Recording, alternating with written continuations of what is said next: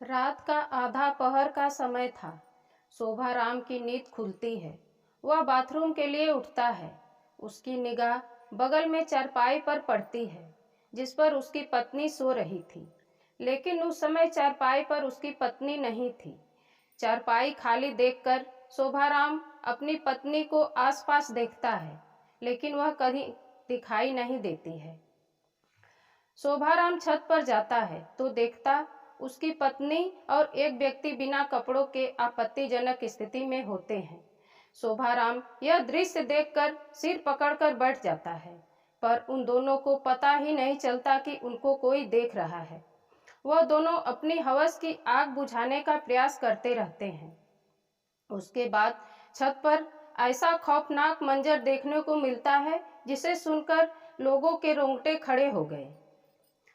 नमस्कार मित्रों, मैं पुष्पा। आप देख रहे हैं पुष्पा देहाती वॉइस यूट्यूब चैनल। मित्रों, मैं सच्ची कहानियां आप लोगों तक पहुंचाने का अथक प्रयास करती हूं, पर दुख होता है जब कहानी पर लाइक नहीं मिलता। प्लीज अपना प्यार और सपोर्ट दीजिए। एक लाइक और सब्सक्राइब अवश्य करिए और 10 मिनट के लिए मेरे साथ बने रहिए। कहानी शुरू होती है कानपुर जिले के एक गांव से। उस गांव में एक व्यक्ति राजा राम रहते हैं। राजा राम एक किसान था। राजा राम की एक बेटी थी रागिनी। बेटी अब जवान हो चुकी थी। राजा राम को बिटिया की शादी की फिक्र होने लगी थी। रागिनी काफी खूबसूरत थी। उसी तरह रागिनी ने सपने भी खूबसूरत अपने मन में सजो रखी थी। वह चाहती थी उसका होने वाला पति हीरो की तरह लगे। राजा राम को रागिनी की शादी के लिए औरैया जिले के एक गांव में लड़का शोभाराम मिल जाता है। शोभाराम भी खेती बाड़ी और राजगीर मिस्त्री का काम किया करता है। राजा राम अपनी बेटी की शादी शोभाराम के साथ तय कर देते हैं। बड़े धूमधाम से शादी होती है। रागिनी अपने ससुराल जाती है। अब रागिनी और शोभाराम का आमना सामना सुहाग रात को होता है। शोभाराम को देखकर रागिनी के सभी सपने चकनाचूर हो जाता है, क्योंकि शोभाराम पतला दुबला और देखने में भी अच्छा नहीं था। रागिनी मन मार कर रह जाती है। जब रागिनी मायके वापस जाती है तो अपनी माँ से कहती है, माँ, आप लोगों ने जैसा मैंने सोचा था वैसे लड़के से मेरी शादी नहीं कराई, बल्कि एक दुबले पतले और देखने लायक भी नहीं है, उससे मेरी शादी करा दी। माँ कहती है, बेटी, वह घर से काफी मजबूत है, तुमको किसी चीज की कोई कमी नहीं होगी और कुछ दिन जब वहाँ रहोगी सब अच्छा लगने लगेगा। अब दोनों घरों की इज्जत तुम्हारे हाथ में है। कुछ दिनों बाद रागिनी अपने ससुराल जाती है। धीरे धीरे कई साल बीत जाते हैं। रागिनी को 2 बच्चे हो जाते हैं। एक दिन घर का पंखा खराब हो जाता है तो रागिनी पति शोभाराम को कहती है, गर्मी बहुत है, घर में बच्चे भी परेशान हो रहे हैं, पहले पंखा बनवा दो। शोभाराम कहता है, ठीक है। अपने गांव में ही एक इलेक्ट्रॉनिक मिस्त्री है टिंकू यादव, मैं उससे बोल देता हूँ, आके देख लेगा। टिंकू शोभाराम का पंखा आकर बना देता है। उसके बाद रागिनी को देखकर कहता है, आप इतनी सुंदर हो और शोभा भाई तो आपके आगे कुछ नहीं, आपने शादी कैसे कर ली? आपको तो मेरे जैसा लड़का मिलना चाहिए था। टिंकू हिष्ट-पुष्ट शरीर का सुंदर लड़का था। रागिनी कहती है, जो भाग्य में था वह तो हो गया, अब क्या किया जाए। उसके बाद टिंकू वापस चला जाता है, लेकिन रागिनी को टिंकू की एक एक बात याद आ रही थी। टिंकू ने जो तारीफ की थी रागिनी के दिमाग में घूम रहा था। एक दिन रागिनी टिंकू को किसी काम के बहाने घर बुलाती है और टिंकू को चाय नाश्ता कराती है। कभी कभी उसको टच भी कर लेती। इस तरह कई बार हुआ। एक दिन टिंकू रागिनी का हाथ पकड़ लेता है तो रागिनी कहती है, दिन में नहीं, मेरे पति मार्केट गए हैं, आ जाएंगे तो क्या होगा, सही समय पर हाथ पकड़ना। यह सुनकर टिंकू काफी खुश होता है और वहां से चला जाता है। एक दिन जब शोभाराम अपने काम पर चला जाता है तब टिंकू रागिनी के पास आ जाता है। दोनों कमरे में जाते हैं और अपने मन की मुराद पूरी करते हैं। अब जब भी टिंकू और रागिनी को मौका मिलता एक दूसरे से मिल लिया करते थे। धीरे धीरे यह बात लोगों के चर्चा का विषय बन गई और यह खबर शोभाराम के कानों तक पहुंच जाती है। लेकिन शोभाराम अपनी पत्नी से बेहद प्यार करता था। उसने सोचा, लोग ऐसे ही कह रहे हैं, मेरी बीवी ऐसा कर ही नहीं सकती है। कुछ दिन बीतता है, शोभाराम अपने काम पर था। उसकी तबीयत कुछ खराब महसूस होती है तो वह घर आता है और देखता है उसके कमरे का दरवाजा बंद है।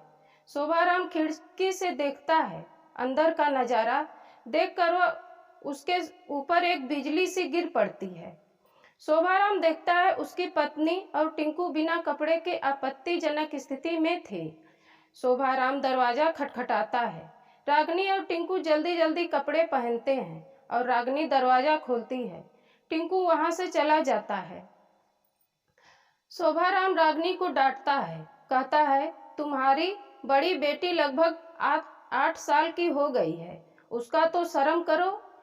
क्यों समाज में मेरा जीना दुश्वार कर रही हो? आज के बाद ऐसा नहीं होना चाहिए। शोभाराम जितना समझा सकता था उसने समझाया, लेकिन रागिनी को टिंकू की लत लग चुकी थी। कुछ दिनों बाद ही शोभाराम ने फिर से दोनों को आपत्तिजनक स्थिति में पकड़ लिया। उस दिन शोभाराम टिंकू को खूब खरी खोटी सुनाया और रागिनी को मारा पीटा और कहा, समझाने के बाद भी तुमने फिर से वही काम किया है। अगर अब तुम नहीं मानी तो या तो तुम रहोगी या मैं रहूंगा। अब रागिनी और टिंकू दोनों सतर्क हो गए थे। कुछ महीने बीत जाते हैं और रागिनी को एक और बेटी होती है। शोभाराम को अब भरोसा हो गया था, उसकी पत्नी सुधर गई है। रागिनी की बेटी लगभग 5 महीने की हो गई थी। रागिनी टिंकू को कभी भूल ही नहीं पाई थी। अब टिंकू की याद कुछ ज्यादा ही आ रही थी, उससे मिलना चाहती थी। एक दिन शोभाराम अपने काम से घर आया। वह काफी थका था, खाना खाया और जल्दी से सो गया। उसके बाद रागिनी टिंकू को फोन करके अपने घर बुला लेती है।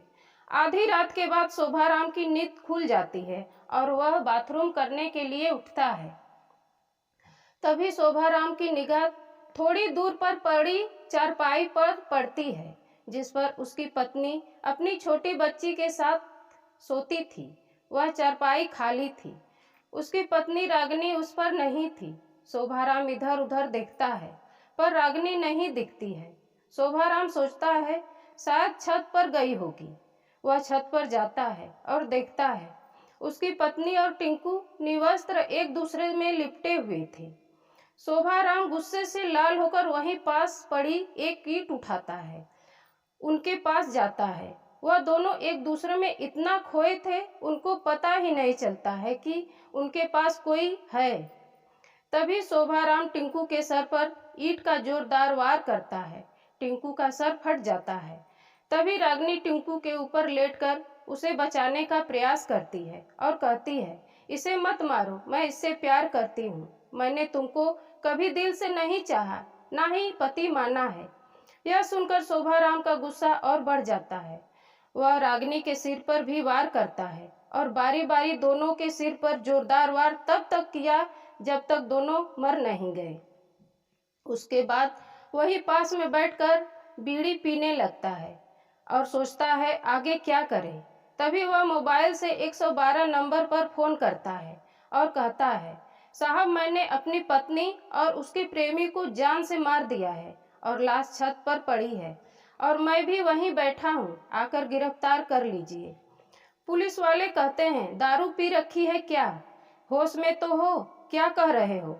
शोभाराम कहता है, सच कह रहा हूँ साहब, अभी आ जाइए, नहीं तो मेरा मन बदल गया तो मैं भाग जाऊंगा, फिर ढूंढते रह जाओगे।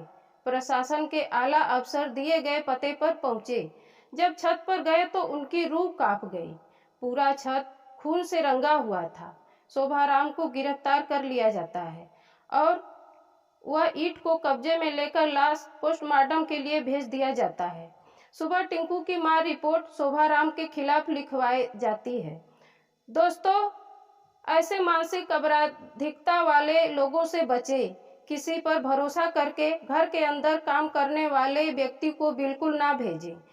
साथ रहकर जो कराना है करिए। यह स्टोरी सुनाने का हमारा सिर्फ एक ही उद्देश्य है, समाज को सचेत करना और जागरूकता फैलाना। हम किसी भी असामाजिक तथ्य के पक्ष में नहीं हैं। हमारा मकसद किसी के भावनाओं को ठेस पहुंचाना या किसी का दिल दुखाना बिल्कुल नहीं है। आप सुरक्षित रहें और अपने आसपास पूरे समाज को सुरक्षित रखें। स्वस्थ रहें, मस्त रहें। जय हिंद, वंदे मातरम।